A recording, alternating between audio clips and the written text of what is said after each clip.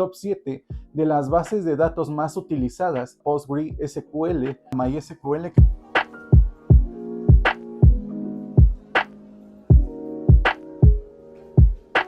Hey, ¿qué onda? Bienvenidos a un video más de Daxol. Mi nombre es Ismael Galván y el día de hoy te traigo un tema bastante interesante. Es el top 7 de las bases de datos más utilizadas y que te invito a que te prepares sobre cada una de ellas, las conozcas, porque seguramente vas a tener interacción con alguna de estas. Bueno, pues comencemos. Y es que prácticamente si estás dentro de cualquier ambiente de programación, en cualquier ambiente incluso de sistemas o ya incluso de cualquier otra área, comúnmente tenemos algún tipo de interacción con bases de datos, aunque no lo lleguemos a saber muchas veces. Pero bueno, hablemos sobre el mundo de la programación y el día de hoy te traigo estas 7 bases de datos más utilizadas según varias estadísticas y que seguramente tú como programador vas a tener interacción con alguna de ellas, y si estás estudiándolo pues te invito a que vayas enfocándote a alguna porque seguramente la vas a utilizar. Y bueno, antes de entrar a nuestro top me gustaría comentarte, hay dos tipos de bases que son muy populares o que son muy comunes, que son las SQL y las no SQL. El día de hoy en este top vamos a hablar sobre algunas de ellas. Y bueno, pues para comenzar, en la primera posición tenemos a PostgreSQL, la cual tiene una participación muy importante dentro de las bases de datos.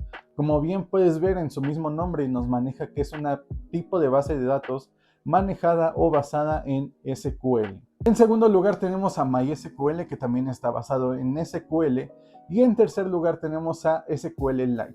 Así que bueno, pues como puedes ver, la tendencia de las bases de datos SQL es muy común, es muy participativa dentro de las diferentes empresas, dentro de los diferentes sistemas de programación, así que es muy buena oportunidad que te estés enfocando hacia un tipo de base de datos SQL.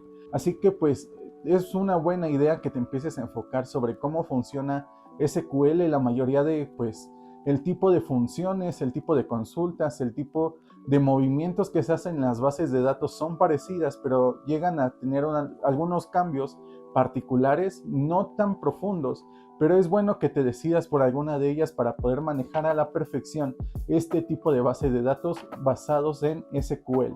En cuarto lugar tenemos las bases de datos de MongoDB, y era de esperarse porque tras este pues gran movimiento de inteligencia artificial que se está manejando hoy en día, MongoDB está basado en uno de los lenguajes que es Python. Este gran lenguaje que tiene participación en front-end, en inteligencia artificial, en back-end, en esta parte de los servidores, bases de datos, en diferentes ambientes que se mueve Python, pues también tiene una participación importante dentro de las 4 bases de datos más utilizadas. En quinto lugar tenemos las bases de datos de SQL Server. Como puedes ver, de nuevo, SQL toma lugar dentro de las 5 posiciones de bases de datos más populares y más usadas de estos tiempos. Y como sexto y séptimo lugar tenemos a Redis y MariaDB.